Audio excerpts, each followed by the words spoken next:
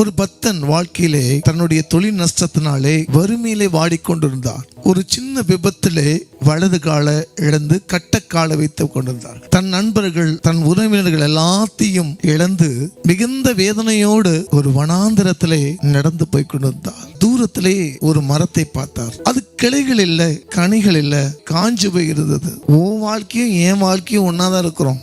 என் வாழ்க்கையில எதுவுமே செழிப்பில்லை, இனிமே நீ நான் என்ன செய்யலாம், நண்பனா இருக்கலாம்னு சொல்லி நிழலுக்கு தங்க போகும்போது அந்த மரத்துல என்ன இல்லைங்க, கிளைகள் இல்லை. ஒரு 6 மாதத்துக்கு பிறகு அந்த இடத்துல மிகுந்த மழை. இந்த சகோதரர் ஒரு 6 மாசத்துக்கு பிறகு அந்த இடத்துல நினைவுக்காக வரார். ஒரு ஆச்சரியம் என்னன்னா, அந்த மரம் மிகுந்த செழிப்பா இருந்துச்சு. அவர் சொன்ன வார்த்தை, பட்ட மரத்துக்கு ஆண்டவர் இவ்வளவு ஆசீர்வாதம் கொடுக்கிறாரு, கர்த்தர் என் வாழ்க்கையில மாற்ற மாட்டாரா என்று அவர் உணர்ந்தார். ஜெபிக்க ஆரம்பித்தார். அவர் யாருன்னா செயின்ட் லாரன்ஸ் என்பவர். எல்லாரும் கைவிடப்பட்ட ஒரு தேடி வரானா அது இயேசு மட்டும் தான் தேடி வருவார். எந்த சூழ்நிலை ஆகட்டும் அவர் தேடி வருவார்.